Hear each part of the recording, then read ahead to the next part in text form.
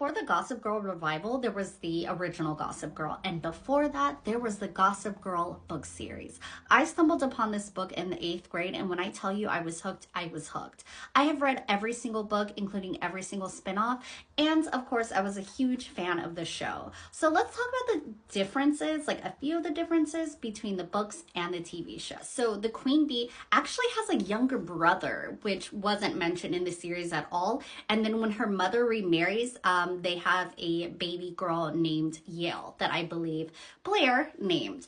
Not only that, she doesn't end up with Chuck and she doesn't end up with Nate. In fact, her and Serena decide to go on a trip around the world together. It was Jenny's character that they changed the most. In the book series, Jenny was a brunette, and her whole goal in life, before she started school, was to have boobs. So she actually ordered these supplements that were supposed to help her have like bigger boobs.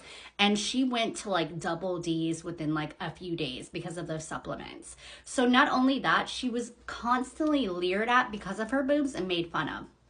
Eventually, Jenny went off to a boarding school, and that started a whole different series about her adventures over there. Then she comes back, she dates Nate for a little bit, and then actually starts dating Blair's little brother. And that's towards the end of the series. Vanessa and Dan were always endgame, unlike Dan and Serena. Dan and Serena do date for a little bit, but it's really Vanessa who he ends up with. Now, Vanessa in the books, she gets assigned to a project, I believe, with Blair.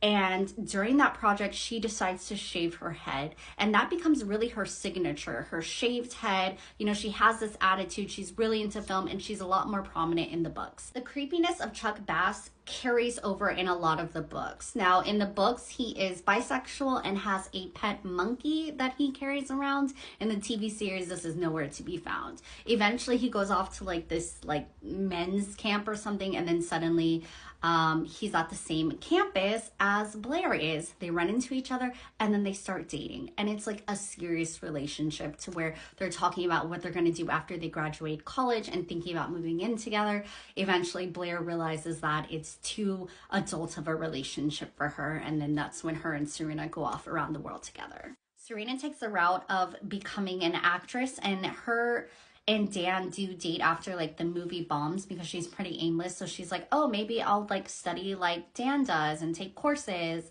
And she basically just literally has no direction in life when she's dating Dan, and she's just Dan's girlfriend. And eventually Dan dumps her.